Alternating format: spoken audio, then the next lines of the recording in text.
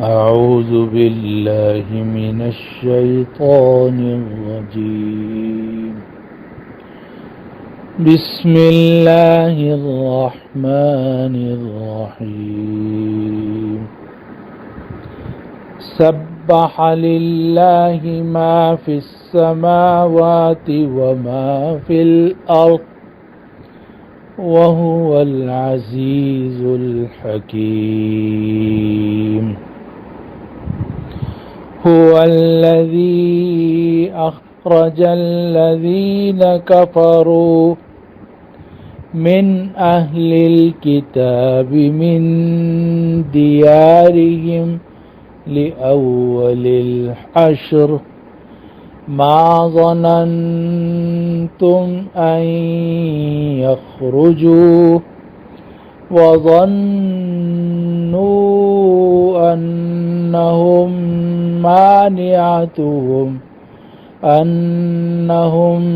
مانعتهم حصونهم من الله فأتاهم الله من حيث لم يحتسبوا وقذف في قلوبهم الرعب يخربون بيوتهم بأيديهم وأيدي المؤمنين فاعتبروا يا أولي الأبصار. ولولا أن كتب الله عليهم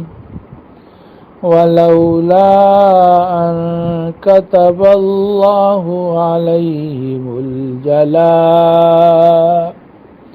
لعذبهم في الدنيا ولهم في الآخرة عذاب النار. ذلك بأنهم شاقوا الله ورسوله ومن يشاق الله فإن الله شديد العقاب. ما قطعتم من لينة أو تركتموها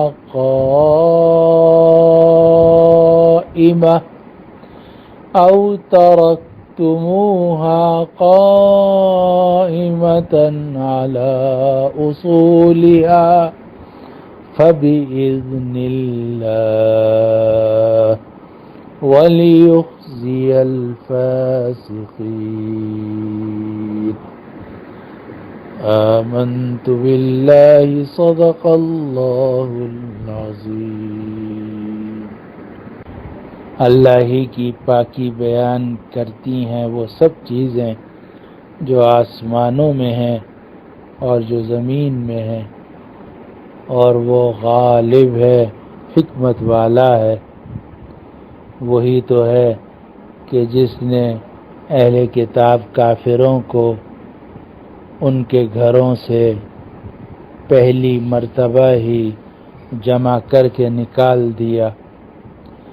تمہارا اپنا خیال یہ تھا کہ یہ لوگ نہیں نکلیں گے، اور وہ بھی یہ خیال کرتے تھے کہ ان کے قلعے انہیں بچا لیں گے اللہ سے،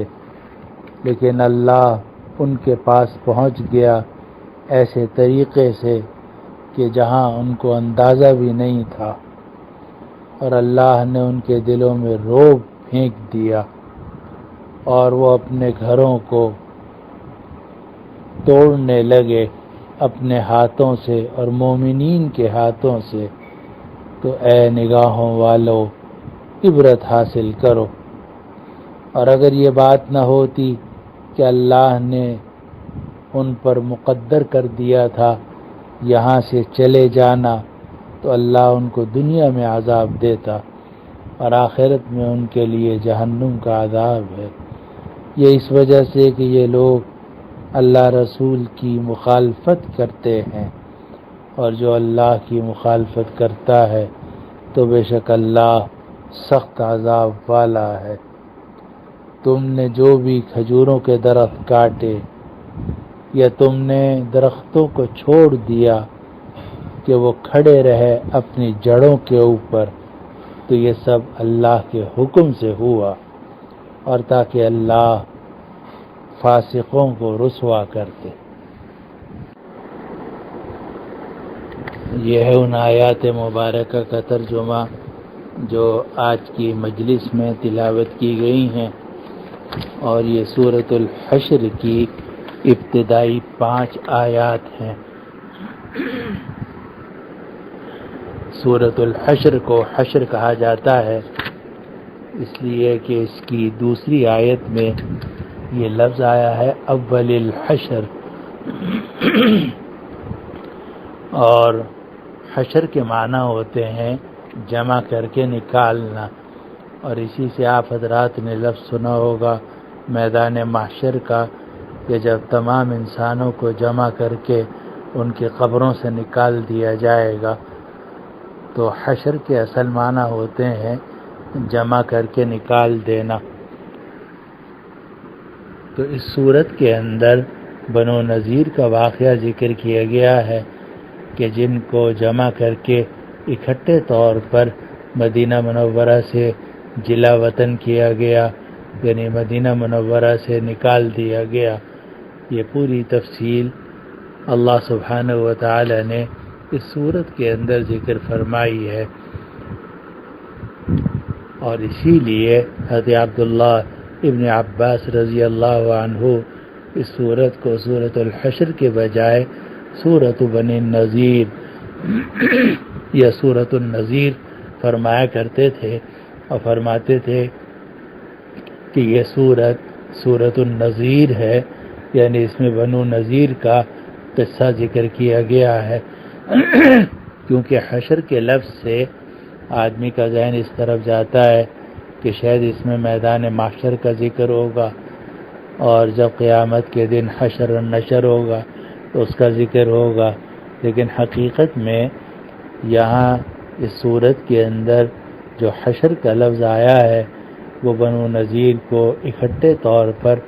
جمع کر کے نکال دینے کے مفہوم میں آیا ہے۔ اس لیے عبداللہ ابن عباس رضی اللہ عنہ اس صورت کو سورۃ النذیر فرمایا کرتے تھے، یہ سورۃ بنی النذیر فرماتے تھے۔ یہ صورت مدینہ منورہ میں نازل ہوئی، اور پس منظر اس کا یہ ہے کہ جب ہجرت کے بعد نبی کریم صلی اللہ علیہ وسلم مدینہ منورہ تشریف لائے تو یہاں انصار کے 2 بڑے مشہور قبیلے رہتے تھے، ایک قبیلہ خزرج کا جو بڑا قبیلہ تھا، اور دوسرا اس کے مقابلے میں کچھ کم جو قبیلہ اوس تھا۔ تو اوس اور خزرج یہ 2 بڑے قبیلے تھے جو مدینہ منورہ کے اصل باشندے تھے اور پرانے رہتے چلے آئے تھے، لیکن اوس اور خزرج کے علاوہ یہاں یہودیوں کے 3 قبیلے بھی آباد تھے۔ ایک کا نام تھا بنو قینقاع، دوسرے کا نام تھا بنو نذیر، اور تیسرے کا نام تھا بنو قریظہ۔ اور ان تینوں قبائل کے ساتھ یہ اوس اور خزرج کے لوگ گزارا کیا کرتے تھے، مگر یہ یہودی بہت شرارتی تھے اور بڑے ہی سیاست دان تھے،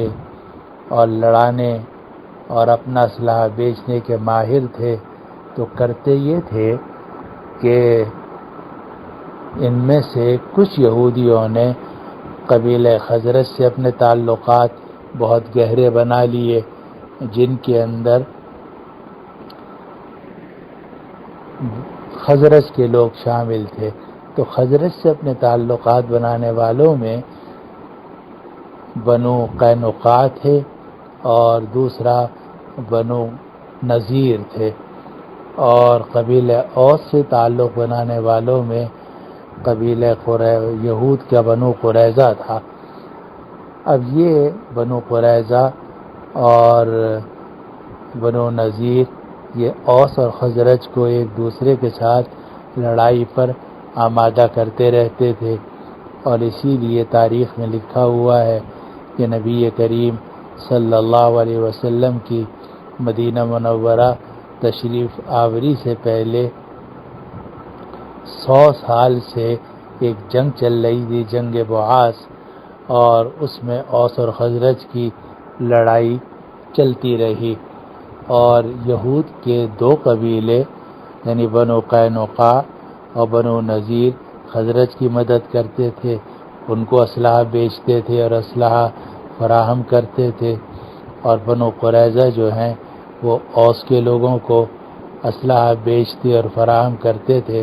اور ان دونوں اوس اور خزرج کو آپس میں لڑاتے تھے۔ جب نبی کریم صلی اللہ علیہ وسلم مدینہ منورہ تشریف لائے تو آپ نے اس خانہ جنگی کا خاتمہ فرمایا۔ آپ نے اوس اور خزرج کے درمیان جو 100 سالہ پرانی جنگ چلی آ رہی تھی، جنگ بعاث، اس کو ختم کیا، اور قرآن مجید نے اس کو ذکر فرمایا ہے کہ وَاذْكُرُوا نِعْمَتَ اللَّهِ عَلَيْكُمْ إِذْ كُنْتُمْ أَعْدَاءً فَأَلَّفَ بَيْنَ قُلُوبِكُمْ کہ اللہ کی اس نعمت کو، اللہ کے اس انعام کو تم یاد کرو کہ تم دشمن تھے ایک دوسرے کے، فَأَلَّفَ بَيْنَ قُلُوبِكُمْ اللہ نے تمہارے دلوں کو جوڑ دیا، تمہارے دلوں میں الفت پیدا کر دی، فَأَصْبَحْتُمْ بِنِعْمَتِهِ إِخْوَانًا اور اللہ کی نعمت سے، اللہ کے انعام سے تم بھائی بھائی بن گئے۔ تو ایک طرف نبی کریم صلی اللہ علیہ وسلم نے اوس اور خزرج کو بھائی بھائی بنا دیا اور ان کے درمیان صلح کرا دی اور پرانی دشمنیاں ختم کر دیں، اور اس کے ساتھ ساتھ نبی کریم صلی اللہ علیہ وسلم نے یہود کی جو لڑائی تھی ان مختلف قبائل کے ساتھ یا اکسانے کا طریقہ تھا، اس کو بھی ختم کیا۔ چنانچہ جب آپ ہجرت کر کے مدینہ منورہ تشریف لائے تو آپ نے ایک معاہدہ تحریر فرمایا جس کو میثاق مدینہ کہا جاتا ہے، اور اس پر نبی کریم صلی اللہ علیہ وسلم نے بھی دستخط کیے، اور خزرج کے جو صحابہ مسلمان ہو گئے تھے انہوں نے بھی دستخط کیے، اور اوس اور خزرج کے وہ لوگ جو ابھی تک مسلمان نہیں ہوئے تھے انہوں نے بھی دستخط کیے، اور یہود کے جو 3 قبائل تھے بنو قینقاع، بنو نذیر اور بنو قریظہ انہوں نے بھی دستخط کیے، اور اس میثاق مدینہ کے مطابق یہ سب ایک دوسرے کے معاہدے میں شریک ہو گئے، اور اس بات پر اتفاق ہو گیا کہ اب یہ سب لوگ آپس میں صلح کے ساتھ رہیں گے اور ایک دوسرے کے اوپر چڑھائی نہیں کریں گے، ایک دوسرے کے خلاف بغاوت نہیں کریں گے، بلکہ اگر کوئی باہر سے حملہ آور ہوگا تو سب مل کر آپس میں مل کر باہر سے آنے والے کا دفاع کریں گے اور باہر سے آنے والے کا مقابلہ کریں گے۔ یہ میثاق مدینہ تھا جس کی بدولت نبی کریم صلی اللہ علیہ وسلم نے مدینہ منورہ میں مثالی امن قائم فرما دیا، اور اوس اور خزرج کے لوگ جو عرصے سے لڑتے چلے آ رہے تھے وہ بھائی بھائی بن گئے، اور یہود کے جو قبائل تھے وہ بھی اس معاہدے میں شریک ہو گئے۔ یہ سلسلہ جاری رہا یہاں تک کہ غزوہ بدر ہوا۔ غزوہ بدر کے بعد ایک سنگین واقعہ پیش آیا، اور وہ واقعہ پیش آیا بنو قینقاع کے بازار میں۔ بنو قینقاع کے جو لوگ تھے وہ اکثر سونارے کا کام کرتے تھے، سونے اور چاندی کا۔ ان کا چھوٹا سا بازار تھا جہاں یہ لوگ سونا بناتے تھے اور سونا بیچتے تھے۔ تو ایک عرب مسلمان عورت ان کے بازار میں گئی اپنے سونے کا کام کروانے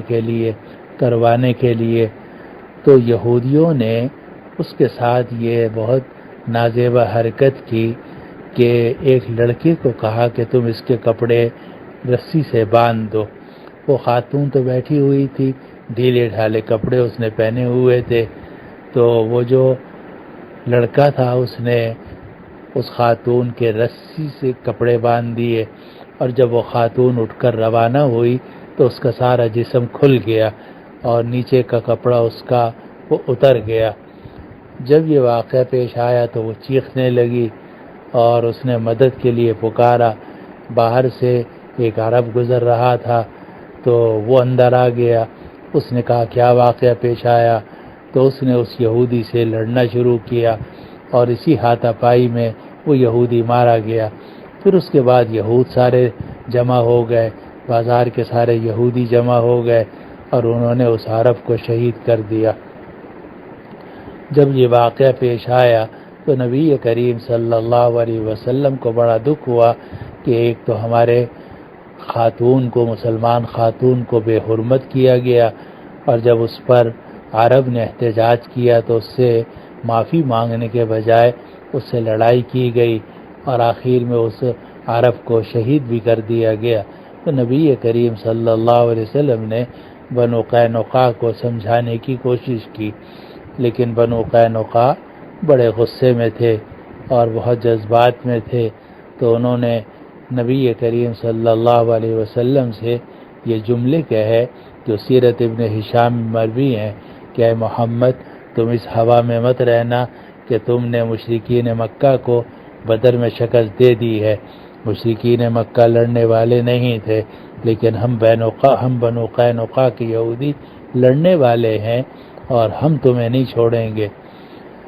نبی کریم صلی اللہ علیہ وسلم نے فرمایا اس کا مطلب تو یہ ہے کہ تم نے معاہدے کو ختم کر دیا۔ چنانچہ نبی کریم صلی اللہ علیہ وسلم واپس تشریف لائے اور آپ نے صحابہ رضوان اللہ علیہ اجمعین کو حکم دیا کہ بنو قینقاع کا محاصرہ کر لیا جائے۔ چنانچہ صحابہ کی جماعت نے بنو قینقاع کے قلعے کا محاصرہ کر لیا جہاں یہ لوگ اکٹھے رہتے تھے۔ کچھ عرصے محاصرہ جاری رہا، لیکن اس کے بعد عبداللہ ابن ابی جو رئیس الخزرج تھا اور رئیس المنافقین تھا، تو اس نے نبی کریم صلی اللہ علیہ وسلم سے سفارش کی کہ آپ ان کو معاف کر دیں، اور ایسا ہے کہ میں ان سے یہ کہتا ہوں کہ یہ یہاں سے چلے جائیں اپنی زمینیں بیچ کر اور اپنا سامان لے کر یا فروخت کر کے۔ نبی کریم صلی اللہ علیہ وسلم نے حکمت، مصلحت اور نرمی کی بنا پر عبداللہ ابن ابی کی بات کو قبول کر لیا اور اس فیصلے کو آپ نے نافذ فرما دیا، اور آپ نے بنو قینقاع کو یہ اجازت دی کہ وہ اگر اپنی زمینیں، اپنا ساز و سامان بیچ کر یا اپنے ساتھ لے جانا چاہیں ساز و سامان تو وہ لے جائیں، مگر مدینہ منورہ چھوڑ دیں۔ چنانچہ یہ لوگ مدینہ منورہ چھوڑ کر یہ لوگ روانہ ہو گئے اور خیبر کی طرف منتقل ہو گئے، اور وہاں ان کے پہلے سے کچھ یہودی موجود تھے، تو انہوں نے وہاں جا کر اپنا قلعہ بنا لیا، کیونکہ ان کے پاس پیسے کی کوئی کمی نہیں تھی اور یہ مالدار لوگ تھے۔ یہ پہلا واقعہ پیش آیا بنو قینقاع کا، اور یہ یہود کے قبیلوں میں سے پہلا قبیلہ تھا کہ جس نے بدعہدی کی اور مسلمانوں سے کیے ہوئے معاہدے کو توڑ دیا۔ پھر اس کے بعد یہ واقعہ پیش آیا کہ بنو قینقاع کو جب نکالا گیا تو ایک شخص تھا جس کا نام کعب ابن الاشرف تھا، اور وہ اصل میں تو بنو نذیر کا یہودی نہیں تھا، لیکن اس کی شادی ہوئی تھی بنو نذیر کے علاقے میں اور بنو نذیر کی یہودی خاتون سے، تو لوگ اس کو بنو نذیر ہی کا سردار سمجھتے تھے، اور وہ بنو نذیر کی بہت مدد کرتا تھا، اور وہ علیحدہ ایک قلعے کے اندر رہتا تھا۔ یہ کعب ابن الاشرف یہاں سے گیا، مدینہ منورہ سے مکہ مکرمہ پہنچا، اور مکہ مکرمہ پہنچ کر مشرکین مکہ سے ملاقات کی اور ان سے تعزیت کی کہ تمہاری تمہیں شکست ہوئی ہے بدر کے مقام پر اور محمد کو فتح ہوئی ہے، لیکن میں تم لوگوں کے ساتھ ہوں اور تمہیں دعوت دیتا ہوں کہ تم حملہ آور ہو اور مدینے پر حملہ کرو تو ہم تمہاری مدد کریں گے۔ نبی کریم صلی اللہ علیہ وسلم کو اطلاع ہو گئی کہ اس طریقے سے کعب بن الاشرف گیا ہے اور اس نے کعبے کا غلاف پکڑ کر مشرکین مکہ سے معاہدہ کیا ہے کہ میں تمہارا ساتھ دوں گا اور تم حملہ کرو۔ آپ نے کعب بن الاشرف کے قتل کرنے کا حکم دیا، چنانچہ بدر اور احد کے درمیان کعب بن الاشرف کو قتل کر دیا گیا۔ اس کے بعد غزوہ احد پیش آیا اور کعب بن الاشرف اور یہودیوں کی سازش کے مطابق مشرکین مکہ نے جمع ہو کر مدینہ منورہ پر حملہ کیا، اور آپ جانتے ہیں کہ غزوہ احد میں شروع میں مسلمانوں کو فتح ہو رہی تھی، لیکن بعد میں وہ فتح شکست میں تبدیل ہو گئی اور مسلمانوں کا بہت نقصان ہوا اور 70 سے زیادہ صحابہ رضوان اللہ علیہم اجمعین شہید ہوئے۔ یہ بڑا حادثہ تھا جو مسلمانوں کو پیش آیا۔ اس پر بنو نذیر نے خوشیاں بھی منائیں اور بنو نذیر نے پیغامات بھیجے مشرکین مکہ کو۔ اسی طرح ایک واقعہ اس کے بعد پیش آیا کہ غزوہ احد کے بعد بیر معونہ کا قصہ پیش آیا۔ اس میں بھی 70 قرہ شہید ہوئے، جس کی ایک پوری تاریخ ہے، اور اس میں غلطی سے ایک صحابی کے ہاتھ سے 2 کافر جو معاہد تھے اور ذمی تھے وہ قتل کر دیے گئے، تو نبی کریم صلی اللہ علیہ وسلم ان کی دیت کے معاملے کو حل کرنے کے لیے بنو نذیر کے علاقے میں تشریف لے گئے، کیونکہ آپ نے ان صحابی سے کہا کہ تم نے ان 2 کافروں کو قتل کیا ہے، بنو عامر کے 2 کافروں کو۔ صحابی کا نام تھا عمرو بن امیہ الضمری رضی اللہ عنہ، اور جو 70 قرہ شہید ہوئے تھے ان میں سے عمرو بن امیہ الضمری بچے تھے۔ جب وہ واپس آ رہے تھے تو راستے میں ان کو 2 کافر ملے بنو عامر، اور جب وہ سو رہے تھے تو حضرت عمرو بن امیہ الضمری نے انہیں قتل کر دیا۔ نبی کریم صلی اللہ علیہ وسلم کو اس کا بہت دکھ ہوا کہ ایک تو بے خبری میں ان کافروں کو قتل کیا گیا، اور دوسری بات یہ کہ وہ معاہد تھے اور نبی کریم صلی اللہ علیہ وسلم سے معاہدہ کر کے گئے تھے۔ تو آپ نے حکم دیا کہ ہم ان دونوں کافروں کی دیت ادا کریں گے۔ یہ جو بنو نذیر کے لوگ تھے یہ ان بنو عامر سے بھی تعلق رکھتے تھے، اور ان کا پرانا معاہدہ ہو چکا تھا نبی کریم صلی اللہ علیہ وسلم سے میثاق مدینہ میں۔ تو نبی کریم صلی اللہ علیہ وسلم بنو نذیر سے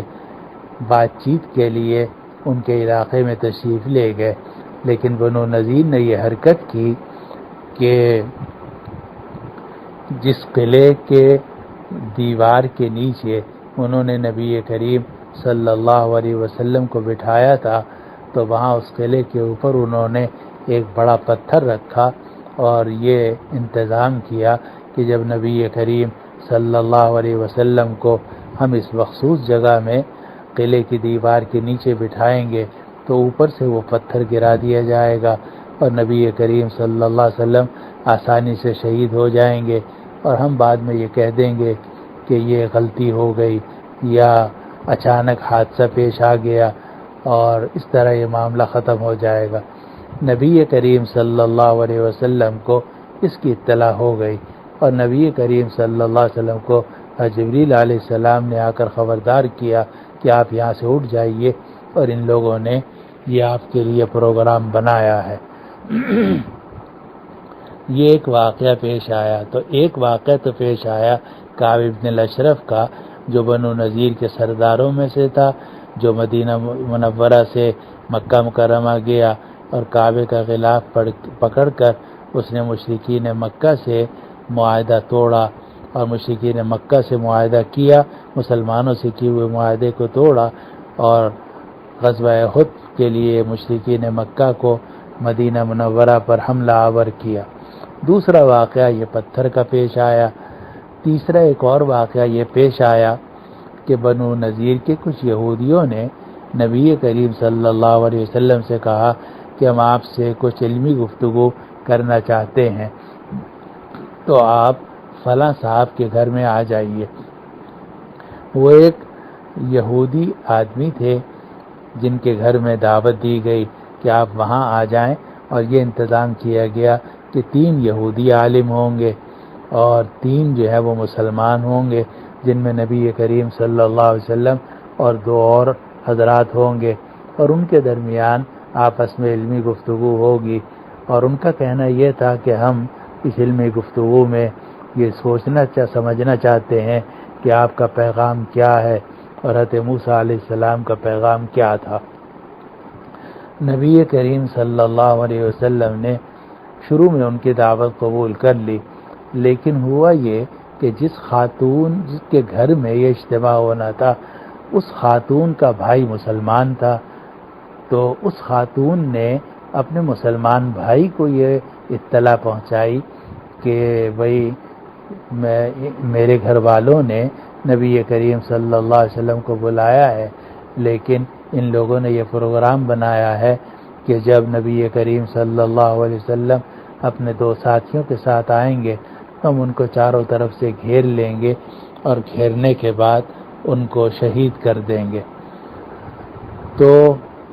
تم کسی طریقے سے نبی کریم صلی اللہ علیہ وسلم کو یہ اطلاع کر دو کہ وہ میرے گھر نہ آئے، کیونکہ میں نہیں چاہتی کہ میرا گھر تباہ ہو اور میرے گھر میں یہ بڑا حادثہ ہو۔ تو وہ خاتون ڈری ہوئی تھی، انہوں نے اپنے مسلمان بھائی سے ذکر کیا، مسلمان بھائی نے نبی کریم صلی اللہ علیہ وسلم سے ذکر کیا، تو نبی کریم صلی اللہ علیہ وسلم کو سخت اذیت ہوئی، اور آپ نے صحابہ کو حکم دیا کہ یہ بنو نذیر کئی الٹی سیدھی باتیں کر چکے ہیں، کعب بن الاشرف کو بھیج چکے ہیں، اور انہوں نے معاہدہ توڑا ہے اور میرے قتل کرنے کے انتظامات 2 مرتبہ یہ کر چکے ہیں، اب ان کے ساتھ نمٹنا ضروری ہے۔ چنانچہ نبی کریم صلی اللہ علیہ وسلم نے صحابہ کو حکم دیا کہ بنو نذیر کے علاقے کا محاصرہ کر لیا جائے۔ چنانچہ صحابہ رضوان اللہ علیہ اجمعین کا لشکر روانہ ہوا اور انہوں نے بنو نذیر کے علاقے کا محاصرہ کر لیا۔ ان کا قلعہ تھا، قلعے کے اندر وہ بیٹھ گئے، قلعے سے باہر ان کی زمینیں تھیں، باغات تھے، تو باغات کے کچھ حصوں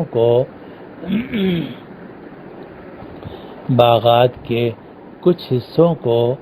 آگ لگائی گئی، اور بعض صحابہ کی رائے ہوئی کہ جب تک ہم ان کے باغات کو تباہ نہیں کریں گے اس وقت تک یہ محاصرہ ختم نہیں کریں گے اور قلعے کے دروازے نہیں کھولیں گے۔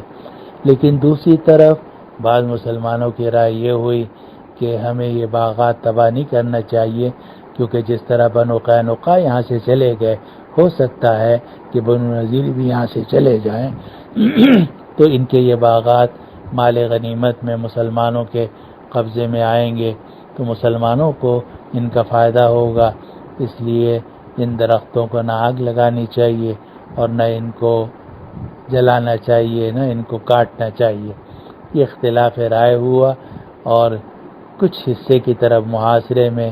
کچھ حصے کی طرف درخت کاٹے بھی گئے، آگ بھی لگائی گئی، اور محاصرے کے کچھ حصے میں درختوں کو اسی طریقے سے چھوڑ دیا گیا کہ نہ ان کو کاٹا گیا نہ ان کو آگ لگائی۔ یہ واقعہ پیش آیا، یہ محاصرہ جاری رہا۔ اس کے بعد پھر بیچ میں عبداللہ ابن ابی رئیس المنافقین پڑ گیا، اور اس کے تعلقات خزرج سے تھے، وہ خزرج کا بڑا سردار تھا، اور یہ بنو نذیر جو تھے یہ بھی خزرج سے تعلق رکھتے تھے۔ تو عبداللہ ابن ابی نے سفارش کی کہ اے محمد تم میری بات مانو اور ان کو بھی اسی طریقے سے جلا وطن کر دو جس طرح بنو قینقاع کو تم نے جلا وطن کیا تھا۔ نبی کریم صلی اللہ علیہ وسلم ہمیشہ نرم فیصلہ فرماتے تھے، حکمت اور مصلحت کے مطابق فیصلہ کرتے تھے۔ آپ نے بنو نذیر کے معاملے میں بھی رئیس المنافقین کی بات کو قبول کر لیا، لیکن آپ نے فرمایا کہ بنو نذیر کو اب یہاں رہنے کی اجازت نہیں ہوگی، یہ جناب یہاں سے چلے جائیں، اپنا سامان چھوڑ کر جائیں، زمینیں یہیں چھوڑیں، ان کو بیچنے کی اجازت نہیں ہے، اور جتنا اسلحہ ہے وہ بھی یہیں چھوڑیں۔ البتہ جو سامان وہ لے جا سکتے ہیں تو ہر آدمی ایک اونٹ پر جتنا سامان لے جا سکتا ہے وہ لے جائے۔ چنانچہ بنو نذیر کے آدمیوں نے اونٹ خریدے اور ہر آدمی ایک ایک اونٹ پر جتنا سامان اپنا لے جا سکتا تھا، گھر کا سامان اور بھی جو سامان ان کے پاس تھا، وہ سارا انہوں نے اونٹوں کے اوپر لادا، اور فی کس ایک اونٹ کے اوپر سامان لاد کر یہ لوگ یہاں سے روانہ ہوئے۔ اور انہوں نے چونکہ مکان چھوڑ دیے تھے تو انہوں نے یہ سوچا کہ جب ہم یہاں سے جا رہے ہیں تو کم از کم مکانات کی کھڑکیاں اور مکانات کے دروازے لے جائیں۔ چنانچہ انہوں نے خود اپنے ہاتھوں سے اپنے گھروں کو توڑا اور کھڑکیاں نکالیں، بلکہ مسلمانوں سے بھی درخواست کی کہ تم بھی ہماری مدد کرو، ہمارے گھروں کو توڑو اور ہمارے گھر کے دروازوں کو اور کھڑکیوں کو نکالو تاکہ ہم گھر کے دروازے اور کھڑکیاں لے کر لے جا سکیں۔ اور اس طریقے سے انہوں نے اپنے گھروں کو خود توڑا اور کھڑکیاں دروازے لادے، گھر کا سامان سارا اونٹوں کے اوپر لادا، اور ہر آدمی ایک ایک اونٹ لے کر روانہ ہوا، اور سارا سامان جتنا یہ لے جا سکتے تھے لے گئے۔ اسی کو قرآن مجید نے اس آیت کے اندر فرمایا ہے، یخربون بیوتہم بایدیہم وایدی المؤمنین، کہ یہ یہودی اپنے گھروں کو توڑ رہے تھے اپنے ہاتھوں سے اور مومنین کے ہاتھوں سے۔ فاعتبروا یا اولی الابصار، تو اے نگاہ والو تم عبرت حاصل کرو کہ دیکھو کیسا وقت ان کے اوپر آیا، جگہ جی لگانے کی دنیا نہیں ہے، یہ عبرت کی جا ہے، تماشا نہیں ہے۔ فاعتبروا یا اولی الابصار۔ یہ دوسرا قبیلہ تھا بنو نذیر کا کہ جس کے ساتھ یہ واقعہ پیش آیا غزوہ احد اور بیر معونہ کے بعد، یعنی سن 4 ہجری کے شروع میں۔ غزوہ احد ہوا ہے شوال سن 3 ہجری میں، اور بیر معونہ جو ہے وہ شوال کے آخر میں یا محرم کے شروع میں ہوا ہے۔ تو سن 4 ہجری میں یہ بنو نذیر کا واقعہ پیش آیا اور وہ یہاں سے چلے گئے۔ اب اس کے بعد صرف ایک قبیلہ رہ گیا، اب وہ بنو قریظہ کا قبیلہ تھا۔ ان کی تعداد بہت زیادہ تھی اور ان کے تعلقات تھے قبیلہ اوس کے لوگوں سے۔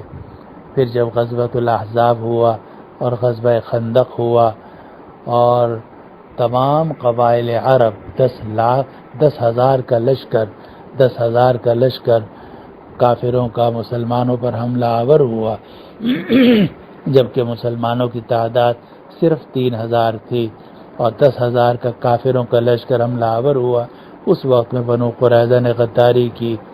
اور ان کو بھی پھر یہاں سے ختم کیا گیا، اور اس کا فیصلہ کیا قبیلہ اوس کے سردار حضرت سعد بن معاذ رضی اللہ عنہ نے، جس کا ذکر سورۃ الاحزاب میں آ چکا ہے۔ تو یہ عجیب بات ہے کہ نبی کریم صلی اللہ علیہ وسلم نے بنو قینقاع اور بنو نذیر کا فیصلہ کروایا یہود کے سردار عبداللہ ابن ابی سے، جو ان دونوں قبیلوں کے کرتا دھرتا تھے یا ان دونوں قبیلوں کے ساتھ ان کے پرانے تعلقات تھے، اور خزرج کے لوگوں سے کروایا جو ان دونوں یہودی قبیلوں کے پرانے تعلقات رکھتے تھے۔ لیکن آپ نے بنو قریظہ کا فیصلہ قبیلہ اوس کے سردار حضرت سعد بن معاذ رضی اللہ عنہ سے کروایا، کیونکہ ان کے تعلقات بنو قریظہ سے تھے۔ تو یہ حکمت کی باتیں ہیں جو نبی کریم صلی اللہ علیہ وسلم کی حیات طیبہ میں پیش آئیں اور جن میں ہمارے لیے بڑا اسوہ حسنہ ہے۔ آج کے درس میں نے یہ یہود کے 3 قبائل کا ذکر کر دیا ہے۔ اب عشاء کی اذان ہو گئی ہے، اس لیے فی الحال اسی پر میں اکتفا کرتا ہوں۔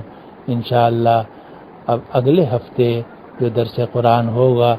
اس کے بعد اس میں سورۃ الحشر کی آیات اور ان کی تفسیر بیان کی جائے گی۔